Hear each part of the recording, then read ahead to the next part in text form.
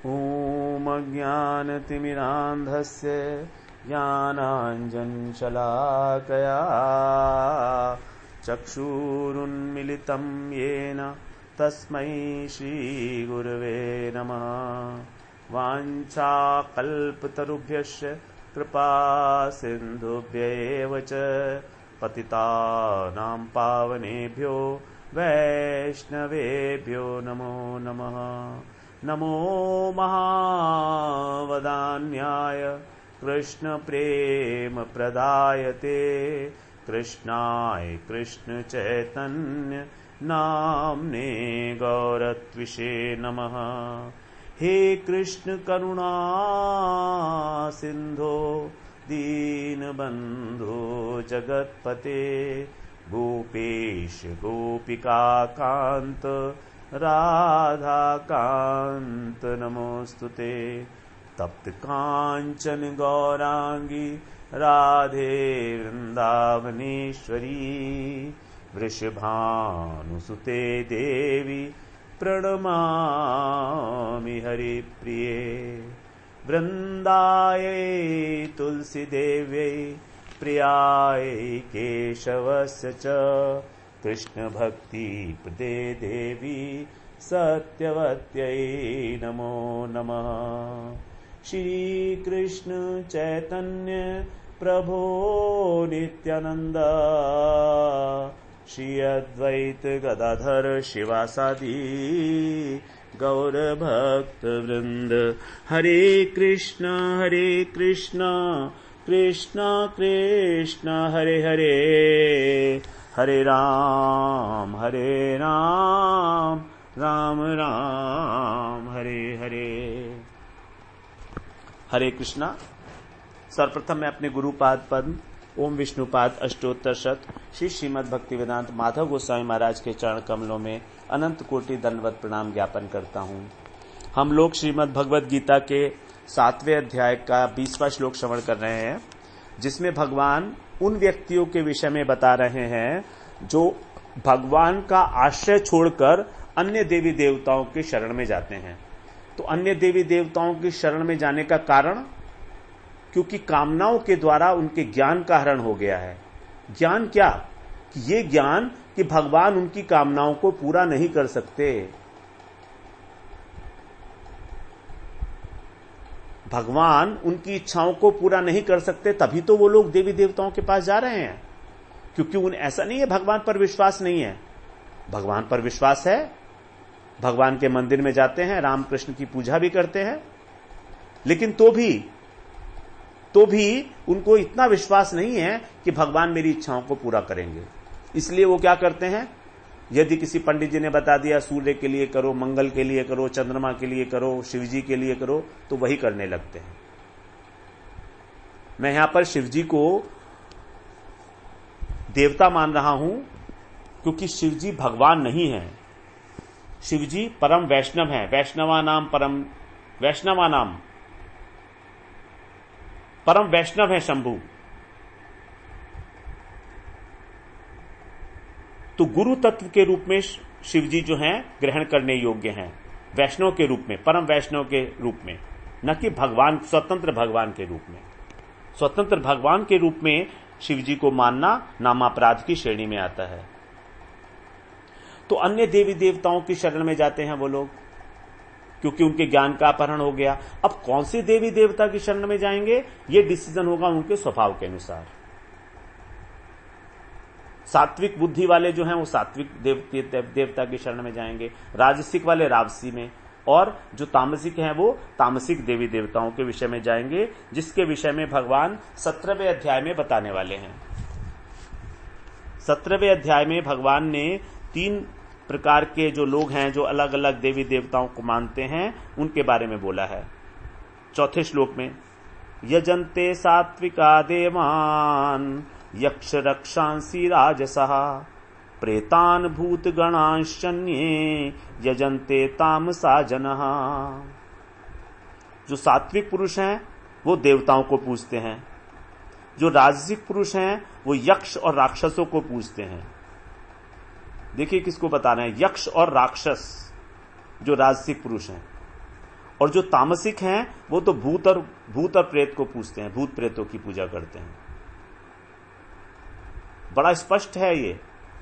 लेकिन जो भगवान के भक्त हैं वो केवल भगवान का ही आश्रय लेते हैं, भगवान की ही शरण लेते हैं, भगवान का ही ज्ञानवान माम प्रपद्यते। तो यहां पर जो भगवान के 3 प्रकार के सकामी भक्त हैं, आर्त, जिज्ञासु और अर्थार्थी, उनकी श्रेष्ठता को प्रतिपादन करने के लिए भगवान ये वाला श्लोक बता रहे हैं। क्योंकि उन्होंने भगवान का आश्रय लिया है इसलिए वे श्रेष्ठ हैं, उदार हैं। कामना तो है लेकिन उन्होंने आश्रय केवल भगवान का लिया है। वो अपनी इच्छाओं की पूर्ति केवल मात्र भगवान से ही चाहते हैं, और भगवान इच्छा पूरी करें या ना करें उनका भजन कम नहीं होने वाला। तो भगवान को बाध्य भी नहीं करते वो अपनी इच्छा पूरी करने के लिए। लेकिन यहां पर उनके विपरीत जिनका ज्ञान कामनाओं के द्वारा हरण कर दिया गया है वो अन्य देवी देवताओं की पूजा करते हैं। अन्य देवता, स्पष्ट कहा, अन्य देवता, भगवान से अतिरिक्त जो भी हैं, भगवान के आधिकारिक देवता। तो इस प्रकार क्योंकि उनका ज्ञान हरण कर लिया चुका है, कामई स्तई हृत ज्ञाना प्रपद्यन्ते अन्य देवता तम तम नियमम आस्थाय प्रकृत्यान्यता स्वया। तो उनकी जो कामनाएं हैं वो कैसी हैं? इस लोक की कामनाएं हैं, परलोक की कामनाएं हैं। मुझे संसार में सारी सुख सुविधाएं मिलें, ऐश्वर्य मिले, उसके बाद फिर मैं स्वर्ग में जाकर वहां पर भोग करूं, वहां पर अप्सराएं हैं, वहां पर प्रचुर भोग है, सामग्री है। ऐसी ऐसी कामनाएं हैं उनकी, इसीलिए बड़े बड़े यज्ञ करते हैं वो। तो उनका जो ज्ञान है वो ढका हुआ है कामनाओं के द्वारा। तो कामना क्या है? जो हमारी सुख की इच्छा है उसी को कामना कहा गया। विषयों से संयोग की इच्छा जो है हमारी, इंद्रियों का जब विषयों से संयोग होता है तो हमको सुख मिलता है, उस सुख को प्राप्त करने की कामना होती है उनकी। जैसे धन की कामना है वो 2 प्रकार की कहेंगे। एक तो मैं धन को अच्छे तरीके से भोग लूं, जो धन मेरे पास आए मैं उसको खर्च करूं और अपने शरीर के ऊपर और अपने संबंधियों के शरीर के ऊपर उसको व्यय करूं, भोग लूं। तो ये हो गई विषयजन्य कामना। एक धन में एक इसके अतिरिक्त सूक्ष्म कामना भी छिपी होती है। यहां पर थोड़ा सा ध्यान दें, जो धन के अंदर सूक्ष्म कामना छिपी हुई है वो क्या है? वो कामना ये है कि मैं एक धनी व्यक्ति कहलाऊं, लोग ये जाने कि मैं धनी मानी परिवार से हूं, मैं धनी हूं, ये धन मैंने कमाया है, शो ऑफ। तो आजकल कलयुग में तो केवल यही दिख रहा है और तो कुछ है नहीं, और हम सभी इसके शिकार हैं कहीं ना कहीं। कहीं ना कहीं हम सब ये शो ऑफ करना चाहते हैं कि मेरे पास बहुत धन है। मैं अपनी बात कर रहा हूं, जो लोग भक्त हैं मैं उनकी बात नहीं कर रहा हूं, क्योंकि भक्तों की तो इस प्रकार की कोई कामना होती ही नहीं है। तो जो अभिमानजन्य कामना है ये, एक तो हो गई वो विषयजन्य कामना, धन का भोग करना, और धन के कारण अभिमानजन्य कामना, अभिमान जो उत्पन्न कराती है। तो ये कामना जो है ये हमारे ज्ञान को अधिक आच्छादित करती है। भोग विषय की कामना तो फिर भी ठीक है कुछ हद तक, क्योंकि जीवन निर्वाह के लिए तो करना ही पड़ेगा हमको कुछ ना कुछ। मगर जो अभिमानजन्य कामना है इसका तो अंत ही नहीं है। कितना ही पैसा हो जाए, कितना ही धन हो जाए, वो भी कम है। सारे संसार का धन भी अगर एक व्यक्ति को मिल जाए तो भी वो संतुष्ट नहीं हो सकता। इसीलिए यहां पर कामई तेई तेई हृत ज्ञाना कहा। कामई, कामई में बहुवचन है और तई तई भी बहुवचन है। उन कामनाओं के द्वारा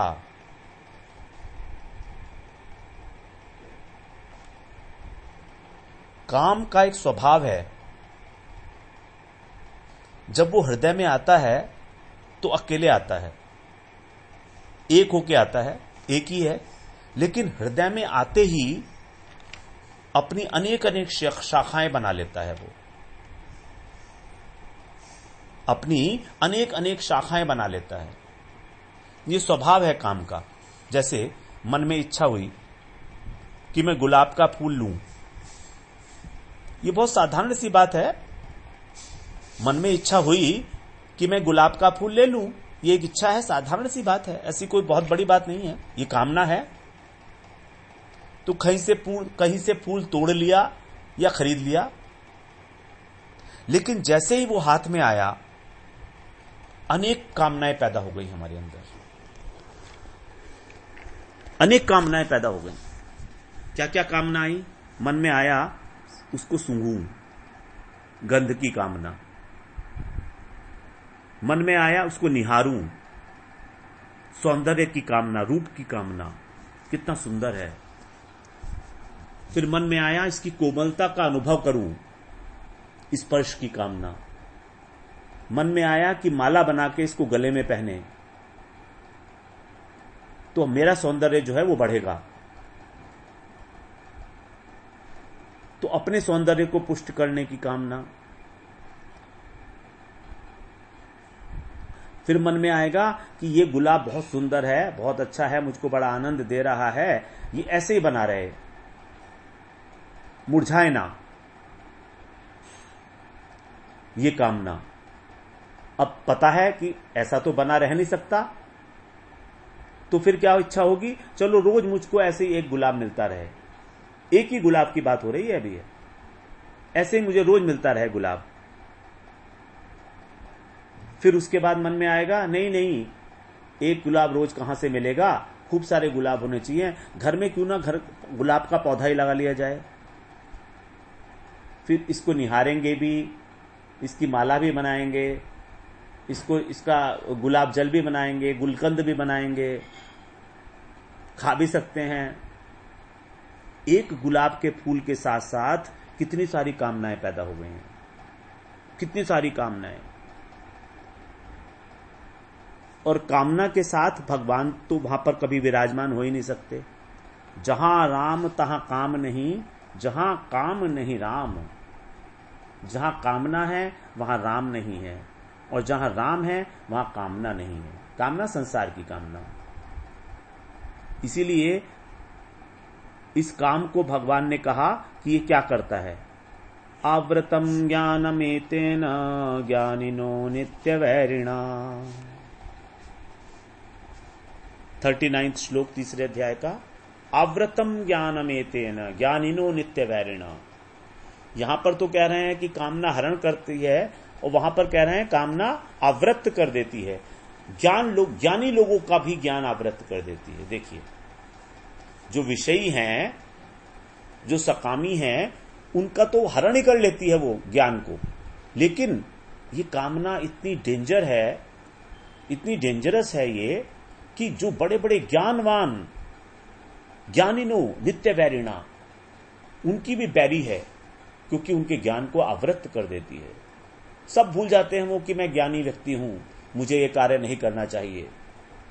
टेम्पटेशन के रूप में जब हमारे अंदर ये आती है, और देखा भी है हम लोगों ने कि बड़े बड़े जो ज्ञानी, ध्यानी, योगी पुरुष होते हैं, वो किस प्रकार एक धन की और स्त्री की कामना के लिए अपना जो उनका अपने स्थान से भ्रष्ट हो जाते हैं। ऐसे बहुत हैं कलयुग के अंदर, सो कॉल्ड महात्मा, सो कॉल्ड साधु लोग जो हैं, ऐसे बहुत सारे हैं। अखबार में आए दिन कुछ ना कुछ चर्चाएं चलती रहती हैं इस विषय में, टेलीविजन के ऊपर बताते रहते हैं वो लोग। स्त्री की कामना, धन की कामना, मान प्रतिष्ठा की कामना, अनेक अनेक कामनाएं। तो ज्ञानी है वो, जानते हैं। विश्वामित्र कम ज्ञानी थे क्या वो? एक मेनका उनका सब कुछ हरण करके ले गई। सौभरी ऋषि को हम जानते ही हैं, कितने हजारों वर्षों तक तप किया यमुना जी के अंदर, लेकिन तो भी उनका ज्ञान जो है आवृत हो गया। तो जैसे कोई ज्ञान पे पर्दा डाल देता है, आवृत मतलब पर्दा डाल देता है। जैसे मान लो कोई रास्ते पे जा रहा है, ठीक तरीके से जा रहा है, अब पीछे से कोई आके उसकी आंख पे पट्टी बांध दे तो क्या होगा? रास्ता दिखना बंद हो जाएगा। उसी प्रकार ये जो कामना है, ये हमारी बुद्धि रूपी आंख जो है उस पर पट्टी बांध देती है। हमारी बुद्धि जो है वही चक्षु है, उसके ऊपर पट्टी बांध दी। अब बुद्धि को अच्छे बुरे का ज्ञान ही नहीं रहा। न माता, न पिता, न गुरु, न शास्त्र, कुछ नहीं सूझता। फिर तो वही है हृत ज्ञाना, हरण हो गया उसके ज्ञान का। उसके ज्ञान को उठाकर ले गया कौन? कामनाएं। कैसे? लुटेरे की भांति। क्योंकि लूट है ना, ये लूटते हैं ये लोग। राग द्वेष परिपंथी तऊ न वशम आगच्छेत तऊ ही अस्य परिपंथी नऊ। तीसरे अध्याय में भगवान ने इन्हें परिपंथी बताया था, राग और द्वेष को। राग और द्वेष कामना का ही जो सूक्ष्म स्वरूप है। पहले राग द्वेष होता है, उसके बाद फिर कामना बनती है, आसक्ति होती है, कामना बनती है। 34वें श्लोक में भगवान ने कहा था कि यह परिपंथी का मतलब होता है डाकू, जो साइड में सड़क के दोनों तरफ जो चलते हैं और जैसे ही सावधानी हटी झपट्टा मारकर जो कुछ भी हमारा धन है छीन लेते हैं हमसे। इनको लुटेरे बनाया, लुटेरे बताया भगवान ने, इनको शत्रु बताया, नित्य बैरिणा। तो हमारे ज्ञान को उठाकर ले जाते हैं माया। वो कामैस तेई तेई हृत ज्ञाना, हृत कहा यहां पर, हरण कर लेते हैं। केवल आवृत्ति करते हो सो बात नहीं है। पहले ढकते हैं, फिर लूट लेते हैं और फिर मार डालते हैं। 3 चीजें करते हैं एक साथ। ये कामना 3 बातें करती है। ज्ञान विज्ञान को मार देती है। तो पहले लूटते हैं, पहले ढकते हैं, फिर लूटते हैं और फिर मार देते हैं उसको, ज्ञान को और विज्ञान को। हमारे पर्दा डालने का मतलब क्या है? पर्दा तो हटाया जा सकता है ना। आवृतम का मतलब ठीक है, ढक दिया उसको, लेकिन हटाया जा सकता है। अभी पॉसिबिलिटी है कि बच जाएगा कुछ। लूटना, लूट लेते हैं परिपंथी की तरह। तो अगर लूट लिया तो भी वापस मिल सकता है, क्योंकि लूट का माल है, ठीक है। अगर पकड़ा गया चोर तो लूट का माल वापस मिल सकता है, चांसेस आर देयर। लेकिन अगर मार दिया तो क्या होगा? तब वापसी का कोई चांस नहीं रहेगा। और ये सारी बात भगवान हमको बताए हैं 3रे अध्याय में।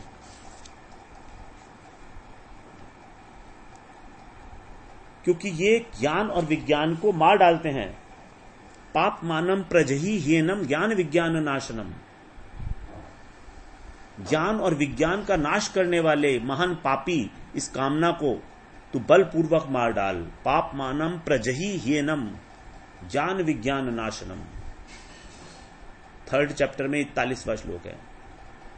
जब अर्जुन ने एक प्रश्न पूछा था कि इच्छा न होते हुए भी मनुष्य पाप कर्म क्यों करता है, तो उसका जब उत्तर दिया था भगवान ने, तो काम का स्वरूप बताया था। 3 प्रकार की काम की अवस्थाएं बताई थी, मृदु, मध्यम और प्रबल। सबसे अधिक 3 प्रकार किस प्रकार से ज्ञान को ढकता है। तो देखिए, ज्ञान को ढकता है, ज्ञान को लूटता है, हृत ज्ञाना, और ज्ञान को नाश कर देता है, नाशनम। 3 बातें हैं। अब जहां तक पर्दा डाला, आवृत किया, पर्दे को हटाया जा सकता है। लूटा हुआ माल भी वापस मिल सकता है। It can be regained if we are able to catch the thief. मार डाल दिया तो क्या होगा? फिर तो कोई चांस नहीं रहा वापसी का। तो यहां पर जो काम का स्वरूप है कैसा है?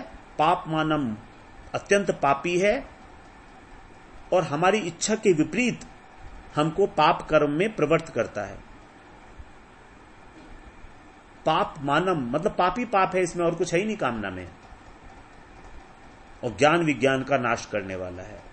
इसीलिए भगवान ने आदेश दिया था प्रजहि हेनम, इसको प्रकृष्ट रूप से त्याग कर दे कामना का। जही का मतलब होता है मारना भी होता है और छोड़ना भी होता है। जही का मतलब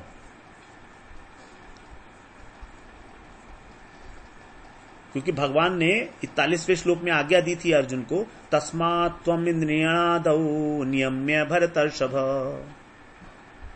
कि तुम पहले अपनी इंद्रियों का नियमन करो। नियमन का मतलब उनको वश में करो और इस काम का त्याग कर दो, छोड़ दो, संग छोड़ दो इसका। कामना ही करनी है तो भगवत कामना करो, भगवतीय वस्तु की कामना करो।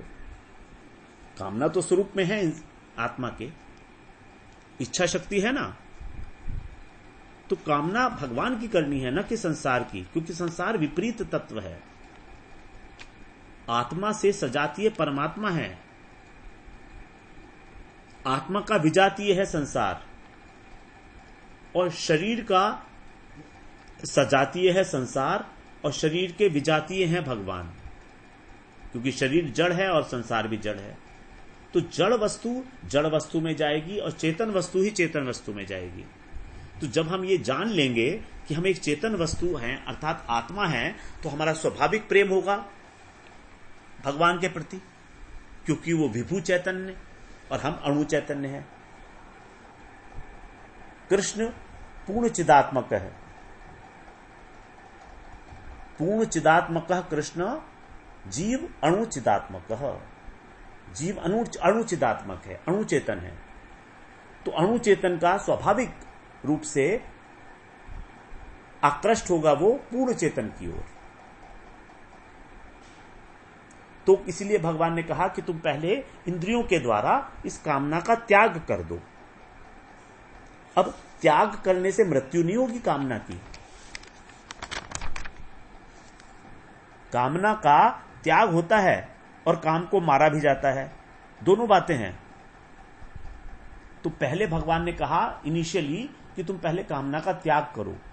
अब अगर कामना का त्याग ना हो तो प्रजहि ह्येनम, ह्येनम का मतलब कामना का त्याग। लेकिन अगर कामना का ताप ना हो तो अंत में 3रे अध्याय के बोलते हैं भगवान 43 श्लोक में, एवं बुद्धे परम बुद्ध्वा संस्तभ्यात्मानम् आत्मना जहि शत्रुम महाबाहो काम रूपम दुरासदम। वहां पर अर्जुन को कहा था भगवान ने भरतर्षभ, मतलब भरतवंशियों में श्रेष्ठ अर्जुन, क्योंकि तुम ज्ञान में रत हो और श्रेष्ठ भी हो, इसलिए अपने ज्ञान को बचाओ और कामना का त्याग कर दो, इंद्रियों को संयमित कर लो। अब यहां पर कह रहे हैं कि अगर नहीं कर पाते या कामना बढ़ जाती है और इंद्रियों से ऊपर चलती है मन में और बुद्धि के अंदर, क्योंकि ये भी इसके स्थान है, तो तुम इससे पहले इसको मार ही दो कामना को। जही शत्रुम, ये शत्रु है, शत्रु को छोड़ा नहीं जाता क्योंकि दोबारा सर उठा के आ जाएगा वो। जही का मतलब मार डालो। और तुम महाबाहो हो, तुम पराक्रमी हो, तुम मार सकते हो इसको। काम रूपम, काम के रूप में जो आया है दुरासदम, दुरासदम मतलब इसका पता नहीं कहां पर छुपी हुई है, ये इसके रहने का स्थान भी कोई अच्छा नहीं है और बड़ी मुश्किल से समझ में आएगा इसका स्थान कहां है। एवं बुद्धे परम बुद्धवा, कैसे करना है तुमको? बुद्धि से पर जो आत्मा है उसको जानकर। तो आत्मज्ञान के बिना इस कामना का नाश असंभव, क्योंकि जब हृदय शुद्ध होगा तभी आत्मा का प्रकाश जो है बुद्धि के अंदर प्रतिफलित होगा, तभी बुद्धि के अंदर ताकत आएगी, बल आएगा। तब वो बुद्धि एक निष्ठा होकर अपना उद्देश्य फिक्स करके मन को नियंत्रित करेगी और फिर मन इंद्रियों को नियंत्रित करेगा। इस प्रकार से बिना आत्मदर्शन के, बिना आत्मज्ञान के बुद्धि के द्वारा कामना को मारना भी मुश्किल है।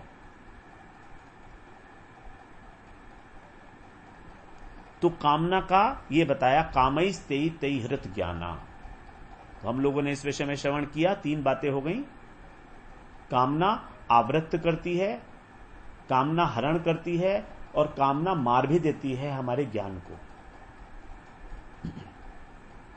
इसीलिए भगवान ने पहले कहा कि कामना को पहले त्याग कर दो, और बाद में कहा अंत में कि कामना को मारो, मारना ही पड़ेगा कामना को। वास्तव में भक्त कामना को मारते नहीं हैं, क्योंकि कामना को मारना बहुत मुश्किल है। कामना तो स्वरूप में है ना, इसलिए भक्त बड़े आसान से मार्ग का अवलंबन करते हैं। वो क्या करते हैं? अपनी कामनाओं को भगवान की ओर नियोजित कर देते हैं। काम, क्रोध, लोभ, मोह, मद, मत्सर, ये 6 जो हैं, इनमें से पहले 5 भगवान की सेवा में नियुक्त किए जा सकते हैं। यही तो भक्ति मार्ग की सरलता है, जिसे हमें समझ लेना चाहिए कि किस प्रकार हम अपने काम, क्रोध, लोभ, मोह और मद को भगवान की सेवा का उपकरण बना सकते हैं। यदि हमने ये समझ लिया तो सारा भक्ति समझ ली। यदि हम इस बात को आचरण में ले आए, समझ लीजिए हम आप भक्ति करने के लिए तैयार हैं, भक्ति हो रही है अब। लेकिन बार बार जब हम श्रवण करेंगे, भजन करेंगे, कृपा मिलेगी भगवान की, तभी ये सब कुछ होगा। अपनी इच्छा से और अपने बल पे, अपने पौरुष से कुछ नहीं होने वाला। ये बात भी बिल्कुल पक्की ही है, क्योंकि अगर होना होता तो अभी तक हुआ होता ना कुछ। तो अभी तक क्या कुछ हुआ? नहीं हुआ। नहीं हुआ का मतलब क्या है? कृपा नहीं मिल रही है, या कृपा मिल रही है तो उसको हम धारण नहीं कर पा रहे हैं, उसके योग्य नहीं हो पा रहे हैं। तो हमारे को सबसे बड़ा हमारा कर्तव्य हो जाता है कि हम कृपा को धारण करने की योग्यता अपने अंदर विकसित कर लें। अनेक अनेक प्रकार के साधन बताए हैं, लेकिन जो सर्वोपरि साधन है इसमें वो है साधु संग। साधु संग ही हमारी निष्ठा को प्रगाढ़ करता है। हमारी भगवत निष्ठा, हमारी गुरु निष्ठा, हमारी वैष्णव निष्ठा, हमारी नाम निष्ठा, हमारी धाम निष्ठा, ये सब निष्ठाएं हैं। धाम में निष्ठा होनी चाहिए, नाम में निष्ठा होनी चाहिए, हरि गुरु वैष्णव में निष्ठा होनी चाहिए, शास्त्रों में निष्ठा होनी चाहिए।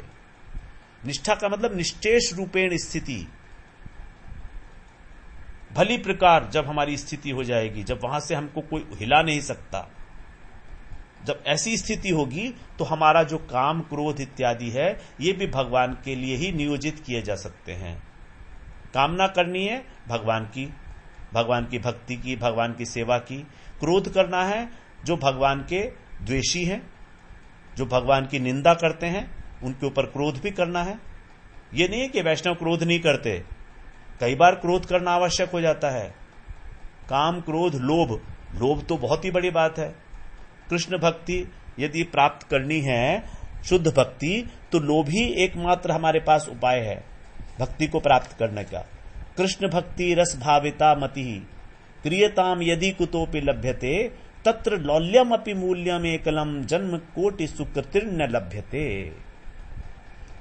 यदि कृष्ण भक्ति रस से भाविता मति प्राप्त करनी है तो केवल एक ही मूल्य है, लोभ। लौल्यम अपि मूल्यम एकलम, यही है इसका एकमात्र मूल्य कि हमारे अंदर लोभ होना चाहिए, जो अनेक अनेक जन्मों की, कोटि कोटि जन्मों की सुकृतियों के बाद भी नहीं मिलता हमको आसानी से। तो काम, क्रोध, लोभ, मोह, मोह मतलब भगवान के द्वारा ही मोहित होने चाहिए, भगवान की लीलाओं के द्वारा, भगवान की कथाओं के द्वारा। मद भी अत्यंत आवश्यक है। हमें अभिमान होना चाहिए कि हम कृष्ण के दास हैं, हम कृष्ण के सेवक हैं। ये अगर हमारा अहंकार हो गया तो सारा ही काम हो गया। शुद्ध अहंकार हमारे अंदर आना चाहिए। मद और मत्सर के लिए कोई जगह नहीं है। भक्ति राज्य में प्रवेश ही नहीं है मत्सर युक्त व्यक्ति का, जो ईर्ष्या युक्त है। परमो निर्मत्सराणाम सताम, श्री भागवत ग्रंथ में, पुराण में बताया है कि भागवत के अंदर धर्म है प्रोजित कैतवोत्र परमो निर्मत्सराणाम सताम। जिन्होंने सत वस्तु का आश्रय लिया है, साधु हैं, जो निर्मत्सर हैं, उन्हीं का इस भागवत के अंदर प्रवेश है। क्योंकि भागवत धर्म जो है ये कैसा है? परम धर्म है। ये सामान्य धर्म नहीं है, वर्णाश्रम धर्म नहीं है। कैतव रहित है, धर्म अर्थ काम मोक्ष इन सबसे ऊपर का, परमात्म सायुज्य ब्रह्म सायुज्य से भी ऊपर का जो भागवत धर्म है उसका इसमें वर्णन किया गया है। तो इस प्रकार से हम लोगों ने कामना के विषय में बात की। हम लोग इसी चर्चा को फिर आगे बढ़ाएंगे। वांछा कल्पतरुभ्यश्च कृपा सिंधुभ्यैव च पतितानां पावनेभ्यो वैष्णवेभ्यो नमो नमः।